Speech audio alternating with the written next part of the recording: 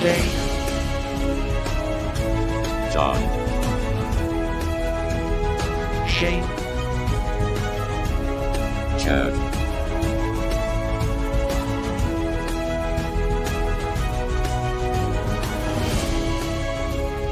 these sci-fi guys. Hey, and welcome to These Sci-Fi Guys. I'm Dave, and I'm here today. I'm the host of this whole thing, and with me today are several other crazy sci-fi guys. We have, of course, which, you know, the order of it's going to be a little wacky, but that's okay. We have Shane. We have John. Hey, I'm Shane. I am John. And we have Chad, of course. I'm Chad. What's up? And today we're going to discuss, you know, a wonderful sci-fi movie that we all watched, or at least pretended to watch. And if we pretended, it's going to be a real fun time. And so, you know, we're just going to sit here, talk, and enjoy life for a little while, and then get past this lovely little April Fool's joke. Because in no world am I Dave, and I'm not sure I'll ever do this intro again. Yeah, for those of you out there in audio land, we just kind of changed the names of each of our things because it's April Fool's Day. It's when we're recording this. But yeah, today we are going to be talking about the movie Freejack with Emilio Estevez. With let's see here, who was it? Oh yeah, we have Mick Jagger, Renee Russell, Anthony Hopkins, David Johannesson, and Jonathan Banks, just to name a few. You know, this movie was a star-studded cast. It really was. Mm-hmm. You know. But so since we're there, let's go behind the scenes.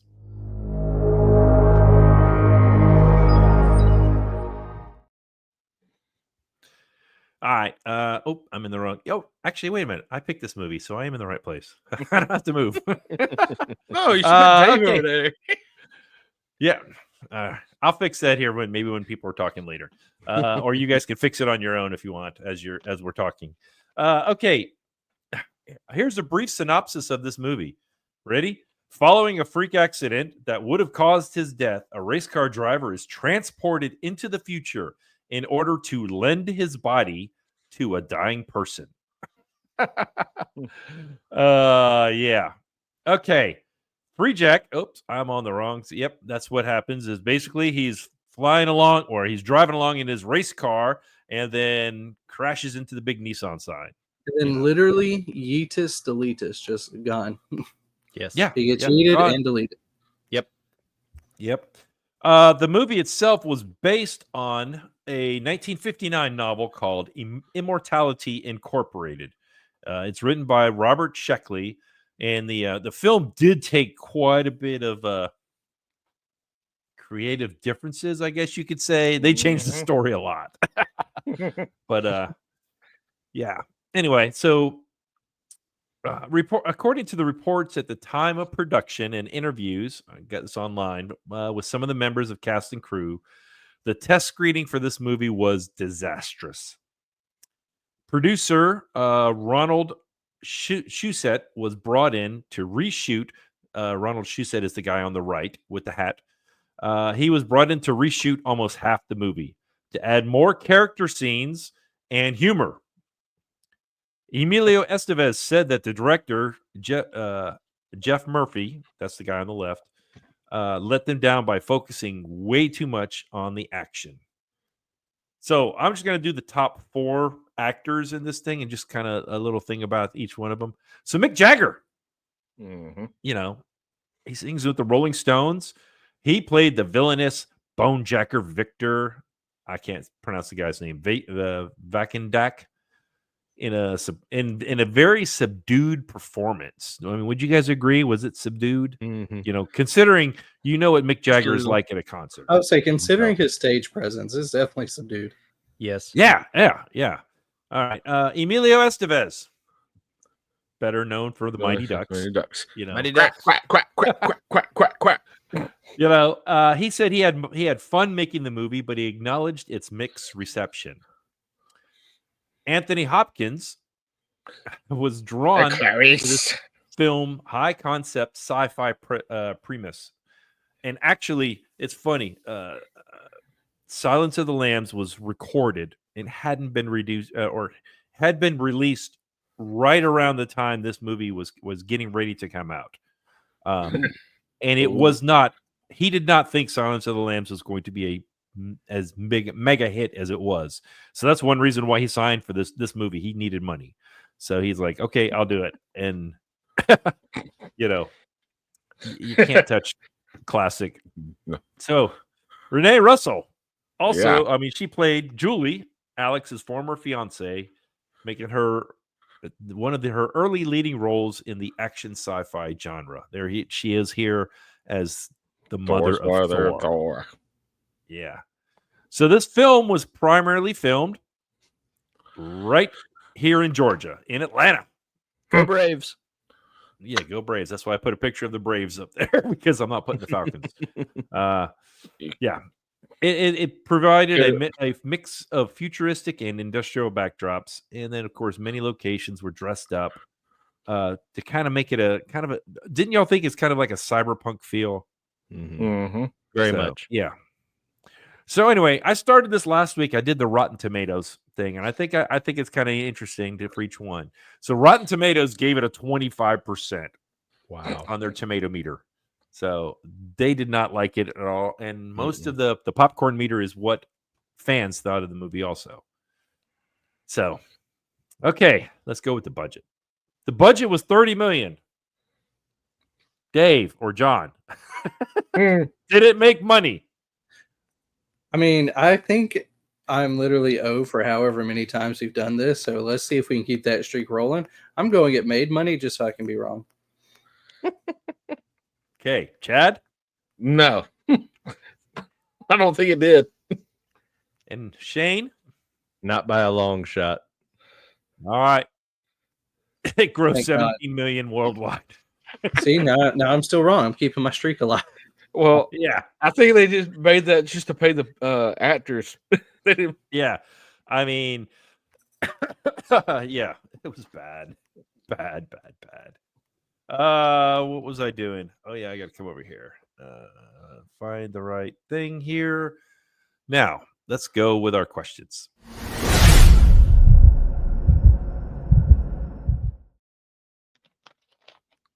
Now, I can tell you guys out there in YouTube land and internet land and all over the place, I kind of went a little difficult on the questions this week. I kind of went. They're ones that make you think. Put your thinking caps on. For a movie that didn't gross. That didn't get a lot of. We were talking about this offline. That this movie and I'm going to use Shane's thing. Shane said it. I think for the last couple movies. The potential was there. It really was, but it fell flat in so many places. Yeah, especially a lot of the sci-fi that kind of made the same kind of what the futuristic look was grossed millions after they released. This one didn't do so well. Yeah. All right, let me go with the first question here. Actually, I'm not going to do them in order that I sent. But because I know Shane is going to be chomping at the bit for this one. So, how does the film's use of music, particularly Mick Jagger's performance, contribute to the overall tone and atmosphere of the story? Jump in. All right, I will Shane. jump in. I think it is sad that you have Mick Jagger. Okay, now. Just being 100% transparent, Rolling Stones is not one of my favorite bands. He's not one of my favorite singers. I'll just be honest. But legendary band, legendary singer. So I'll go with that. If you're going to put him in such a prominent role in a movie, why would you not use his music? Now, they did use a lot of music from the same genres. I think like the Scorpions were in there for a song and a couple of others and so on and so forth. And it did really give that 90s punk rock kind of feel to it, which worked for the world that they were in. It worked very well. It really gave it a futuristic kind of sound. It gave it a very again, punk rock kind of sound. It was great. But if you're going to put Mick Jagger in such a prominent role in the movie, you need to use his music. I think number one, I think that would have gotten more more eyeballs onto the movie. Yeah. Well, just possibly think help about them at the box office. Number one, if you yeah, I just think that there was a lot missed out in that, in the fact that you did not use some of the Rolling Stones music in it when you have him in such a prominent role. So I really, really, really, really think they missed out on that. Yeah. Chad, how about you? I totally agree with that. I mean, you saw from the picture of the poster, you see Mick Jagger. I'm like, okay, it's at least got you gonna hear some kind of rock. You gonna hear that style of rock to make, because his personality on stage is he's very outgoing. He's very all over the place. And to me, is they just toned him down. Say you stand in one spot, you walk in one area. You don't. Yeah, I agree. Mick Jagger should have that very outgoish, funny. Yeah. I talk about how to fix this, but I love Mick Jagger should have had a bigger role. And with his music, I agree. It would put it in number one. Yeah, John. I mean, I wholeheartedly agree with these guys. When I saw this question, truthfully, I was a little confused because I was like, wait a second. The use of music, particularly his performance, I was like, wait a second. Did he have any music in the film? And like it threw me off a little bit because I was like, I don't think he did. And I fully agree that it definitely was a missed opportunity. Now, I think in the shell they fit him. I think he fit that shell well. I think they could have molded that character a little differently because I think his performance in terms of acting fit what he was given. Right. I just think he could have been given something better and almost a little more evil or stern, because his character was just kind of there and mute and silent and in kind of in the background while relentless, which was good. I don't think they quite gave him enough evil, but I think his actual performance was still fine. It's just what he was given was off. Yeah. Yeah. I'm totally agreeing with all you guys. You know, it was missed opportunity. You know, when you have somebody as large as life, I mean, that would be like, hey, let's have Tom Brady on the show and not let him throw a football. You know, Yes. I mean, especially when you have football being played.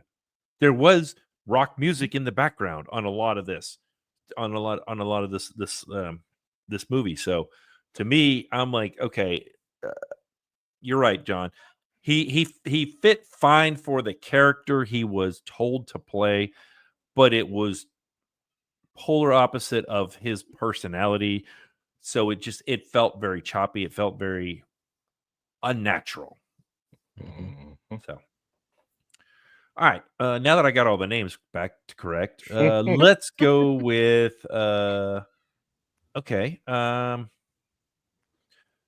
Considering the film's focus on wealth and power, what message does it convey about social inequality?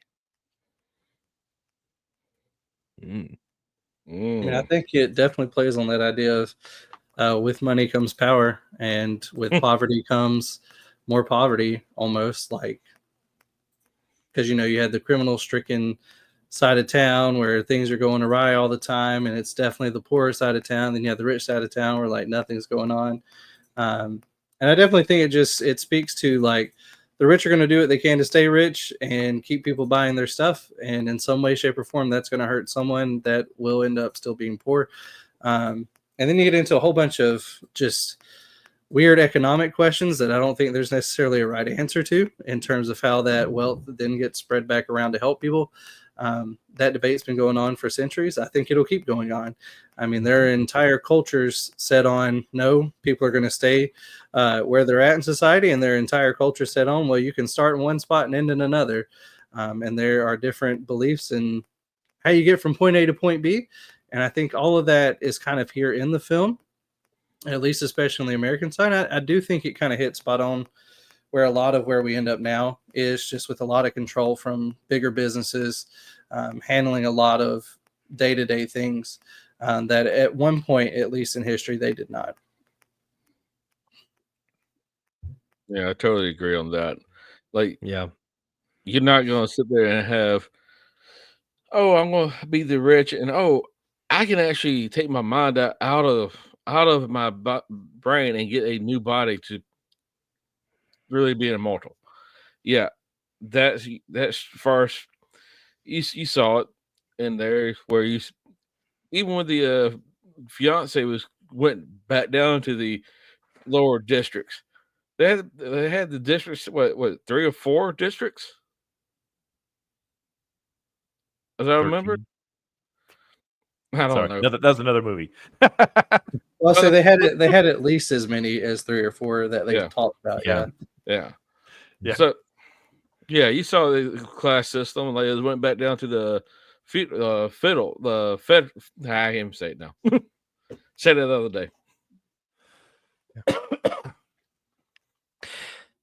So I think with this you can put it into a phrase, and this was used by a wrestling legend, the $1 Million Man, Ted DiBiase. If anybody remembers that, everybody's got a price.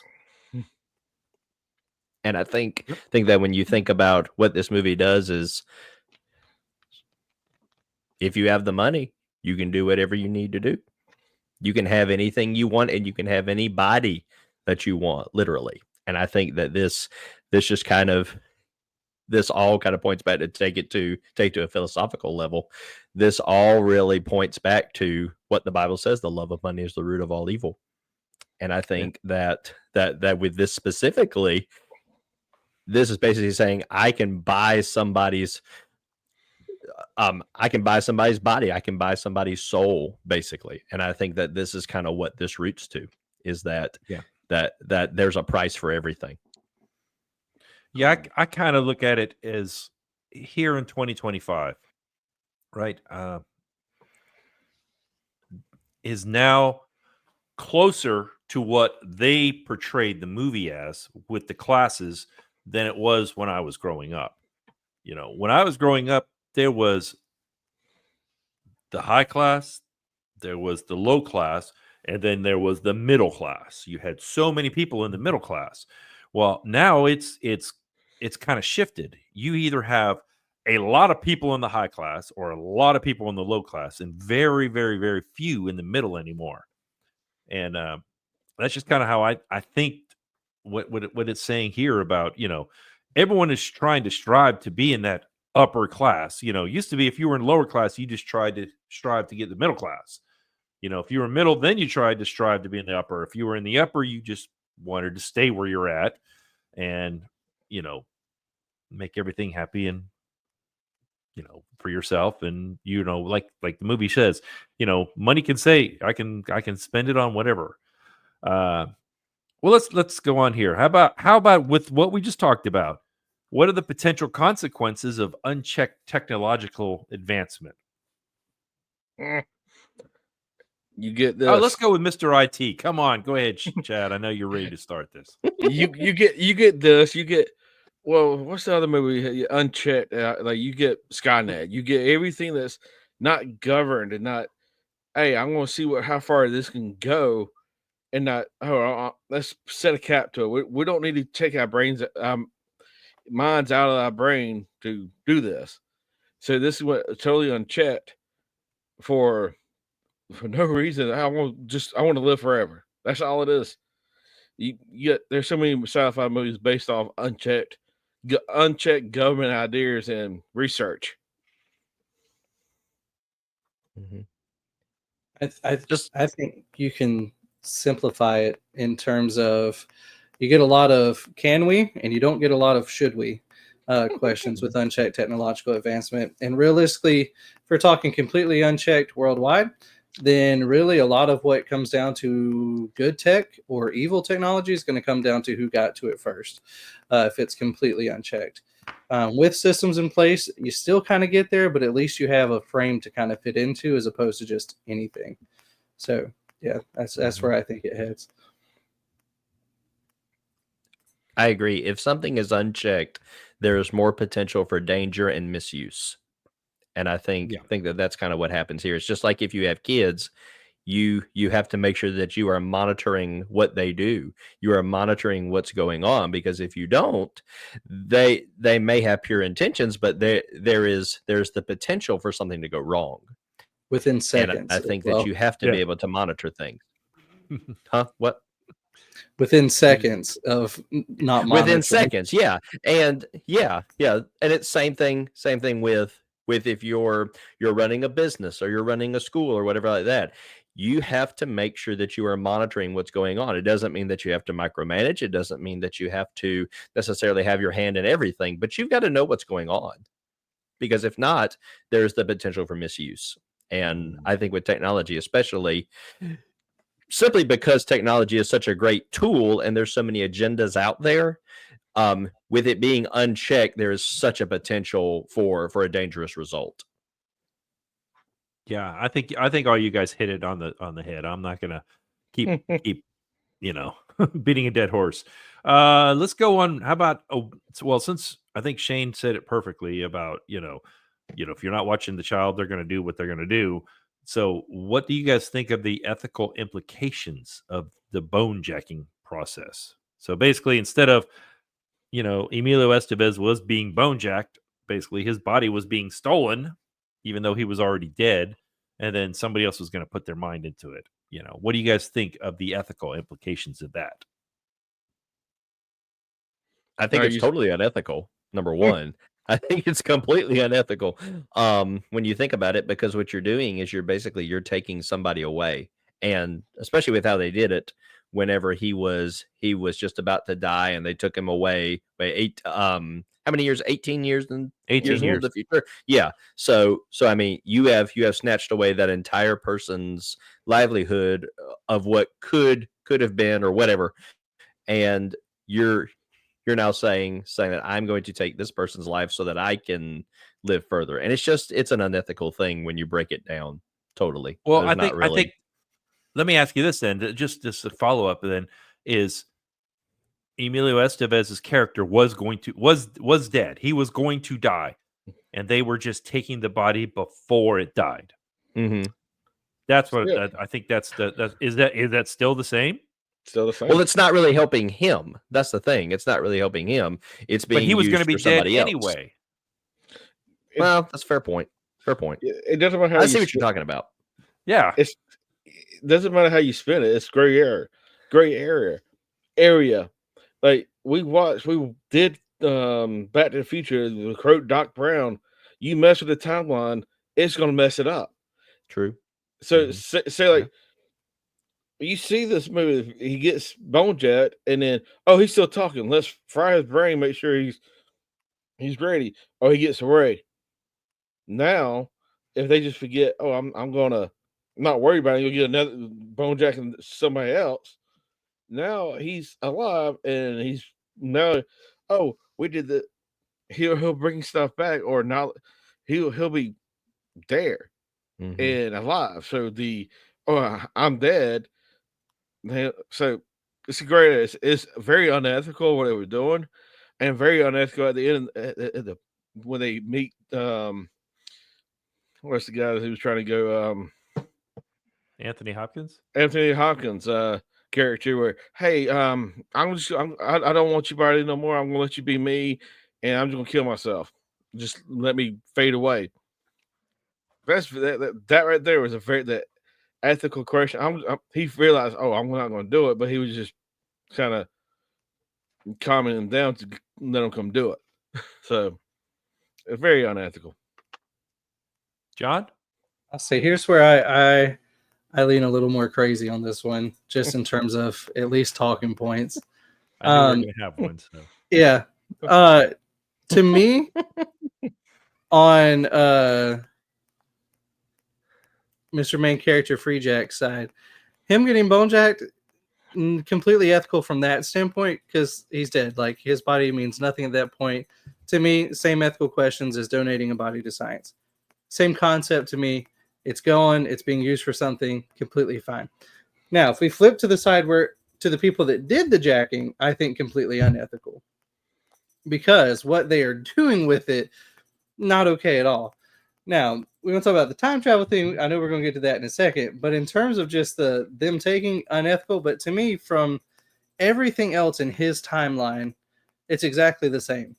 And them looking historically back at it, they're just finding points where people have died and like, okay, we can use that body. And then a rich guy's like, yeah, I'll just take over that body when I'm about dead.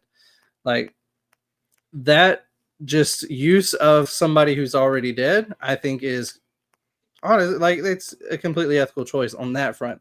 What they're using it for, I think, is where you start to really push towards the unethical side. So I think if you draw the line of like where it's taking place, the process itself, I think could be ethical. And I think the process even they were carrying out got messed up. And I think it's almost kind of like a surgery. Like if you woke up in a surgery and they still tried to do surgery, it's definitely unethical and you have a strong malpractice case. But like if he hadn't woken up, it would have been just like a surgery going through and then they would have just used the body at that point. And I can see where that wouldn't be at least as unethical, but just the fact that they're kidnapping a body and just putting somebody else into it. Yeah, I see the ethical implications of that. Like that's horrible, unethical. But just that idea of me of like, well, he was dead anyway. It's not really changing anything in the past. They're just using that to their advantage. I think, okay, ethical. But what they were using it for, especially since only a set group of people had access to that. Now, if they were using it like organ donors and they're snatching people out and then using their organs, to help people in the current timeline, maybe a different type of ethical implication. But just like, I nope, agree. only the rich people, only as they die. No. Yeah. Yeah. See, I'm kind of like yours, John, but let me just throw this caveat in there. That Emilio never gave consent. Mm-hmm. So basically, it's the same thing as someone was going to rob a body from a grave. Mm-hmm. And That's the black market at that point. And basically becomes black market. You're right. I mean, and then what does that do to the family that was left behind, especially in this case? Yes. His fiance saw him die, but she never got closure because they never found anybody because his body wasn't there. Right. You know what I'm saying? Right. But at the same, let's just say his body was there. She was able to see him being put in the ground and everything. Then there could have been closure there, but you guys all hit it on the spot. What was unethical? What was, most of it was unethical. I mean, and especially the point I wanted to bring up is after they brought Emilio back and he was alive, at that point, they're trying to commit murder rather than he's not dead. Technically, he may be technically dead because he was dead in the past, but now you're in 2009 and you have a body and you have a soul and you have a living person, and now you're just going to try to euthanize him so they can go ahead and put the other guy's brain in there. So yeah, I think you guys all hit right on the point. So let me go with my last question. In what ways does this film's depiction of time travel challenge conventional notions of destiny and free will? I think we kind of touched on that when we were just talking about just a moment ago. So if anyone wants to add anything else to that, just think about this. Say like Dave, this comes in fruition where you can change your mind to a different body. Now, so I'm just gonna bring my younger self that when I was 20 years old here. That way I can you can still be you just be your 20-year-old's body. Think about it. That's still. I still had acne when I was 20. I wouldn't want that. Well, I'm just throwing 20 out there, Dave. I'm just. I know what you're saying. I'm trying to keep it a little. I'm trying not to get it too deep. Let's put it that way. Because it's very easy to go down that slippery slope of, destiny compared to free will. I mean, I know scripturally, there's a lot of people, ask questions on, well, do we really have free will if God knows every move we're ever going to make? That's a theological question that a lot of people ask. And obviously this is already Yes. This movie's already mess with free will. If you try to go that way, it's already out the door. Yeah. Oh, you're right. You're Mhm. right. Because again, Emilio had no say in it whatsoever. So there was no free will in his aspect, in his part of it, until he woke up and said, "Yeah, what are you doing? I'm fine. Let's go." Mhm. But see, I even challenge that because technically, it's almost like a rebirth at that point because he wakes up. Because his whole life up to that point, presumably, is at least partially free will. The kidnapping is completely separate because he was supposed to be dead. Because a lot of this to me doesn't really challenge that idea of destiny or free will, just in the sense of like, I don't know, messing with the past doesn't necessarily change any of the past before that, and it's not really changing the people around, other than maybe the butterfly effect on not finding a body, because we see where that at least led the one guy who had insurance, but they couldn't find the body, so he couldn't get paid out. Like little things like that, yeah, maybe. But I also don't necessarily see it changing as much of the future sense. But at the same time, it's a whole new technology. I don't know. That's where you get into timey-wimey, fuzzy stuff. But if we look towards the past of that, I'm like, it doesn't really affect much because they were already going to be dead. It's the future it affects more so. And that's where you get into fuzzy gray areas. I'll be back. I'll be back. Shane, you got anything else to add? If not, I'm going to go to the next section here. You good? So I just wonder real quick, can you really call what they were doing with the free jacking, free jacking, bone jacking, whatever you call it? Can you really call that destiny if somebody's having to pay a price to have it happen? If somebody's having to pay to make it happen, is that really destiny? No, because it's them playing God, is what Yeah. it is. Yeah.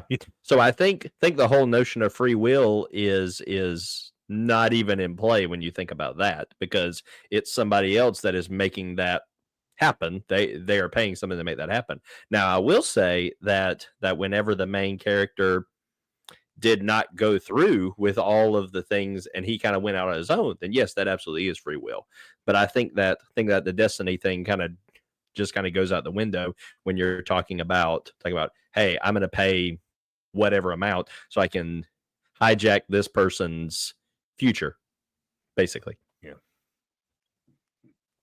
Yeah, that's valid points all the way across. And then it is not really a free will at that point because he had no free will about it. He didn't have a way, like you said, his destiny. It was paid for by somebody else. So yeah. All right, I told y'all it was going to be deep questions this week. So I liked it. They were a little deep. So let's look at plot holes.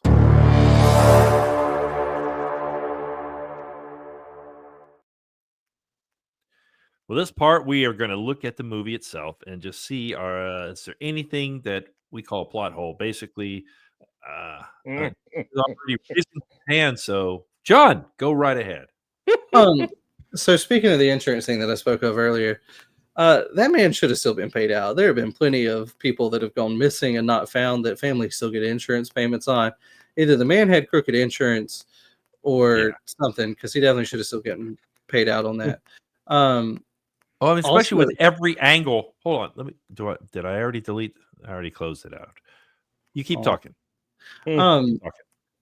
Also, I just like the man. Explosion. I don't have the explosion. Okay. But like everything was also captured on camera because clearly they go back and review it in the future. So you're also right about that. This whole idea that like the man going in the future is not messing anything up after he wakes up, like to me, that in of itself is a plot hole, kind of. And then there's a fix I'll talk about as well. But I really feel like one of the biggest plot holes is the technology to pull someone out of the past that precisely. I don't think that technology would have come before other things that same class of rich people would have gone after first. I mean, even thinking the classic, like, Disney stores Walt Disney's head somewhere. Like, even the idea of freezing someone until they can be brought back, or even cloning someone. I think those technologies would have found their way into society for the rich people to go after before this whole let's pull a random body out of the past. Like, I think that idea in of itself is kind of out there, and it fit for the movie, but it just seems like something else would have happened societally, especially in only 18 years before the whole let's pull them back out of time. Mhm. Yeah. Someone else. Yeah, that right there, the main interest of the biggest plot hole is how what. Well, I'll get to fix, but yeah, pulling them out, and how did the Mick Jagger character know exactly where he was at the dock? Like, besides, he just he randomly was walking around and he finds them. Mhm. I think the Yeah. whole process of freejacking, bonejacking, sorry if I'm saying it wrong, needed to be explained more. I don't think it was really talked about why that was kind of picked, why they did it necessarily that way. Also, how do you know what person to choose? What is the criteria? I mean, I know that he was, of course, looking for somebody younger, but is there a particular set of skills that you're looking for? Is there a particular, I don't know. I just think that whole portion of it was missing, and I think we needed to have some more background on that. Well, he did say that why he chose Emilio's character, because the guy was in He love was in with love with Renee Russell. Renee Russell. Oh, that's right. I'm sorry. I forgot about that. That was when he met him up in That's right. It was at the end. Yeah, but that we still had to do checks out something for about other that. people in the universe. Like, do they just walk in an office with a whole bunch of money and like, here, let me Right. check off this list of things I'm looking for? You just Is there find like a person. profile kind of thing that you look for or whatever? Yeah. So, what was the categories? Yeah, that's true. They should have went more. But Yeah. Yeah. I forgot about the part of And- him being in love, though. I forgot about that. It's all good. It's all good. It's all good. Well, I got a couple. One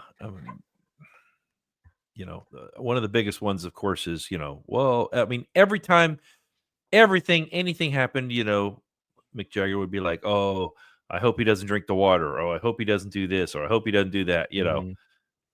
And then you get to the rich section and the air looks so clean, and it's like, okay, that's not how that's how they said it. They said it was the ozone issues and all that, So what, are they living in a bubble? I mean, they didn't explain that part at all, where the rich section seemed cleaner, everything, like they could breathe, no problem. Didn't seem like it was the upper class. I mean, they just seemed, everything seemed the same, other than, when I talk about the atmosphere and everything. yeah, I'm sorry, 18 years and you never go ahead and get married. That's, Mhm. I don't, I don't know if anyone that I know of would just go full-fledged into work for 18 years without having some kind of relationship or something. Especially Yeah. if they were like just fiancés at that point. Like, True. Yeah. that definitely would have moved on. I can Yeah. see that. I mean, Now, had they already been married, maybe a different story, because I know a lot of people don't after that point. Like, but just fiancé, no. It's gotta be it's gotta be certain years if they've already been married. Like I said, you've been married less than 5 years. Yeah, you might remarry. But if you've been married for 10 plus years, I don't think you would. But yeah, being fiance, that was a big, like, why she would not have another guy in her life, or Yeah. already had. and then I think the biggest one for me is people around all over the place, because this was like based in New York, Hmm. is how they said it. Every one of those people knew what a Freejack was. So that's telling me that this is a common occurrence, that they would pull people back from the past. The bonejacking is a common occurrence, and that people escape. And it's a common enough occurrence where they know what a Freejack is. You know what I'm saying? It just that to me was the biggest. Didn't make any sense, and I'm like, what? Why would all these people know what a Freejack is? Mm. And I think that's also one reason why they did so poorly at the box office, because they had to explain what it was. They didn't really didn't use a word, that made sense, like time traveling escapee or something. I don't know. Mhm. So before we fix this, let's go ahead and, as it stands, let's go ahead and rate it.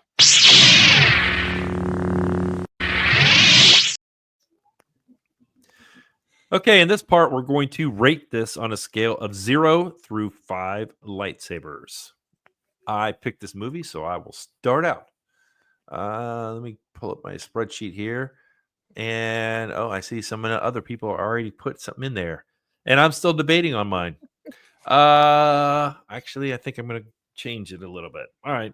I am going to rate this. I originally was looking at.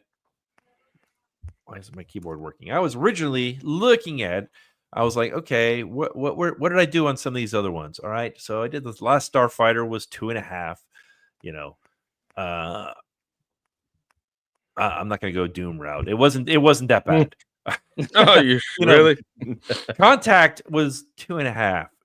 I mean, we did the core last week, which I said was absolutely lousy. I thought this was better than the Soldier. I really did. Honestly, I mean, the more I think about it, it's kind of on par with Moonfall. I'm going to rate it a 2. Solid. So, John, since you already put yours in the spreadsheet, you go ahead. Yeah, see, I do this so I don't forget. For me, it was entertaining. It did lead you through an interesting world, which I think is a lot, because some movies don't even give us good world building. I do think it dropped us into some interesting worldscape, and just overall some good action, and good as in just a lot of action. And so overall, I mean, I give it a 1.5 because it was not much better than Doom for me, but it also wasn't like crazy heavily worse. And just like we've said with a lot of these, it just left a lot on the table that could have been taken and run with, and it just wasn't. Like, it just kind of fell flat in a lot of areas. So solid 1.5 for me. Okay. Chad, how about you, buddy? So I kind of agree with Dave with the guy go back to who I went through the movies with, and I don't think it was better than. I think it was what I was Soldier. I can't go higher than a Soldier. I can't go no lower than a half. So I'm kind of with John here, going about a 1. It could have used better character development, explaining what the process was and how they even got there. Do the more character development and the process of how they were doing it, it would have made make Mick Jagger's character make him act himself and make it a little bit more roll into this movie than what it was. So it's a 1 for me. Okay. Shane, how about you? So as I've said, this movie had a lot of potential. The cast by itself was really, really star-studded, and I felt like there could have been a lot that could have worked with that cast, but I just felt like there was not enough to really make you care about the characters, and I'll talk a little bit more about that in fixes. But I feel like there was the potential for a good movie was there, and it just dropped. It just flopped. So I will probably have to give this a 1.5 as well. All right. Great. So let's go ahead and fix or improve this.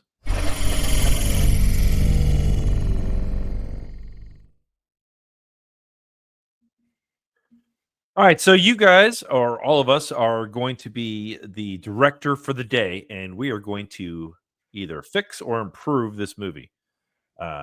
So starting off with Shane. Shane's raising his hand. Not Zoom, by the way, or Skype or anything. They're actually physically raising their hands. Yep. Jumping up there. Okay. I've got 2 things. The first thing that I would do is I need to care about these characters, especially about Alex. And I felt like his character development was too rushed. I felt like we did not have enough time to really care about him necessarily. I think that when he was bone jacked, it was very, very quick, and I felt like it just didn't give us time to really care about him. And I would have liked to have seen a little more of that. I would have liked to have seen a little more time for that to develop. And I mean, later on down the road, we kind of did, but at the same point, I think there could have been more time for character development. Stemming off of that, I actually liked the character that Mick Jagger played. I think because it was so different than his regular personality, very, very monotone, very stoic kind of thing. But I also would have liked, I think he would have had the potential to be an amazing psychopath. And here's how. I think because he is naturally flamboyant, okay, when he's on stage and everything, you can have him shift characters so quickly to where he is just, he's unpredictable. He's unpredictable. Sometimes he's really calm and monotone, and sometimes he's very out there. Yeah, I was thinking bipolar. Yes, almost. So with this particular character, I think you could have gotten a lot of meat out of it if you would have let him play the role that he did, because I honestly think he did a good job with it because it's so different than what he usually does. But I think that if you would have had that, but also allowed him to use some of that flamboyance and some of that charisma sparingly, it really could have made for a very, very convincing and honestly very scary villain, I feel like. So I think that particular character development could have made a big difference if you would have allowed him to do that. Okay. Chad was raising his hand next. So go ahead, Chad. Yeah, I'm not, what I'm saying better with Mick Jagger is just something similar to what Shane said. But to really fix this movie, I would love for this movie to really start out in 2009, 18, in the time frame where the deal was getting made, and that way you explain the process of what they're about to do, instead of, hey, I want to get Alex because I'm in love with Julie, was it Julie or Jewel? Julie. Yeah, I think her name was Julie. So that way you get the little back end story of there, and you see who's the character who's paying for it, not finding out at the end. I get why they were trying to do that, make it the more suspenseful of it, but telling the story, character development of this movie, the storyline was so messed up. This is the only way you fix it. Show it in the future, then go show them the race and the wreck. I know you're not getting the for Alice right then, but when Alice is running around, he's flashing back and see what happened. Like you use that flashback series of, oh, this is, he meets up with a friend. Oh, we sponsor. He's showing all this. Then you show him racing, and I had an accident. That's when then he comes. Oh, we only Freejack, bone jack people because they already died in their time frame. Give Mick Jagger what Shane was saying, the more evil, make him the more, give him the story, give him where he can flip a script and be the villain that everybody you probably wanted in this movie. Other than Anthony Hopkins, do the same thing what they did, but kind of, instead of being I want to trick him to putting his hand on here, you have Mick Jagger there pushing, hey, you're going to go ahead and do it like he was supposed to. Okay. All right, John, how about you? I have a longer fix, but I think I'm going to shorten it because in my brain I was going through a whole train of events. Essentially, I think opening scene should be a scientific montage in a lab, ending with a celebration of them discovering cloning. At some point, in some way, fast forward to the owner of said business, of said lab, celebrating that achievement publicly, and that he's going to be the first one that goes through it, because of course, why not? He owns it. He's evil. He kind of wants another clone. He wants to keep the company going. He wants to be the one making the money for it. And so, he's going to make a clone and raise it to be like him. And then have it, at some point, it actually turns out he made 2 clones, and one he either threw away or got kidnapped as a child, and it was raised separately. And then you get to the point where they also create this bone jacking technology so that instead of going back in time, you can just move your whole body into the clone, because secretly that's what he was working on behind the scenes. So instead of just having a clone of himself that he's raised and trained, it's almost like he's basically raised a lamb for slaughter, which sounds horrible, but I mean, that's the basic premise here. And it's like, actually behind the scenes, he was also working on this other technology so then he could just become younger by placing his mind in that body. And then along the way, younger other clone comes in and kind of saves the day, which is kind of where we would get some of the same plot ideas that we have here. Obviously, some of that would change, but just the idea that instead of stealing someone through time, you're just moving yourself into a cloned body that's younger, I think would have been a better premise for me. I think that would have fixed a lot of the issues we saw. Okay. Well, for me, mine is kind of like Shane's, just a little bit. I want to see some before he was jacked. It was so rushed the way he was jacked. I want to see Rene Russo and Emilio Estevez, already married. I want to see them happily married. They've been living, like before the race, it was, hey, we're celebrating our 5th anniversary or our 6th anniversary or something like that. Okay. He gets jacked. Fine. We will go with that same way. All that's fine. Don't make the whole, the ozone layer did this or whatever, I mean, make it basically make it what it is. Corporate greed. You've got the upper class and then you got the middle and lower classes, and they're struggling. Instead of trying to make it so cyberpunkish and all that, just kind of make it like normal, regular, everyday people, or have it be gang filled people, gangs or whatever, just kind of like what they had, but give it a little bit more like I think Shane said earlier, that I cared about the character. More of the nun. Absolutely loved her. She was awesome. Yes. More of that. That she was, to me, that was one of the best parts of the movie. And if you haven't seen the movie, you need to go and watch it. And she was just kind of took it to the next level. It was pretty funny. But I would like to see that Alex Emilio Estevez is searching for Julie Rene Russo the whole movie and doesn't meet up with her until the very end.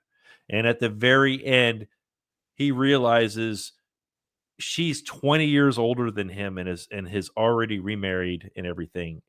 It'd be like there would be a much bigger difference, or even better, if you want to make it more, make it 30 years. So there is a big difference in ages. So when he sees her, she's an old woman. He may be young 20s, now she's in her 50s or something like that. And it's like, oh, okay. He still loves her, but she's like almost, what was the movie with Wilson, Castaway? Mhm. Wasn't it when he got back and he found out that what's her name was remarried and had kids and everything? So anyway, I digress. But something along that line, and I love what Shane said about Mick Jagger. Make him unpredictable. Oh, and since it's a race car driver, don't make him driving around in a Chevy S10.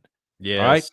He needs to be in a Corvette or something, and he gets out of it because of his driving skills. Yes. That needs to be in there somehow, And it doesn't need to be he needs to jump into the water. It needs to be he just basically outmaneuvers them because he's such a good driver.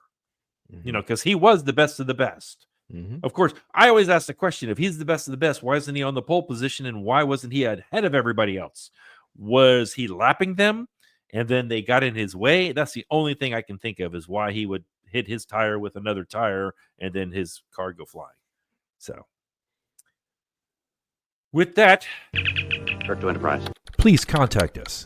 Tell us if you agree with our ratings or how you would fix or improve this movie, or if there's a movie that you would like us to review. The easiest way to do that is if you're watching us on YouTube is to comment below. For those of you that are audio-only listeners, you can reach us on either X or Facebook at TheseSciFiGuys. Or you could email us, TheseSciFiGuys@gmail.com. Well, our next movie is one that Chad chose for us. Chad, you want to tell us what it is? Yeah, I can tell you what it is. It's still about time, so let's. But these are time bandits. That's right, Time Bandits. They didn't just make history, they stole it. Stole it. I don't know if I've ever seen this movie. I never seen it. This is one of the movies that I used there and what's a good sci-fi movie between this time and make it a B movie because I can guarantee yeah. you I haven't seen it. However, I have not seen it. caveat, I have seen the Apple TV remake that they made a show called Time Bandits, and it's based off a similar principle. I think it's based off that movie. Yeah. So Yeah. Looking just at that movie title, it highly likely is, but I didn't want to go that far because I don't know yet. I ain't watched the movie. it has one of these characters in it that we just watched as a younger. I think. huh. Well, we shall see. Yeah. Is that it? Did I miss Yeah. anything? I'm looking here. No. I love when a plan comes together. Goes together. That's right. Love it when a plan comes together. And just remember, if I can ever scroll my mouse up here, that wherever you go, there you are. Until next time. Crash and burn. These Sci-Fi Guys is an independent broadcast by The Sci-Fi Guy Productions. Super Epic is music courtesy of Alexander Nakarada and is found on creatorrecords.com. For more information on upcoming episodes, follow us on X at The Sci-Fi Guys. For our audio-only listeners, you can find us on Spotify and Apple Podcasts. Like, subscribe, or leave a comment to let us know how we're doing.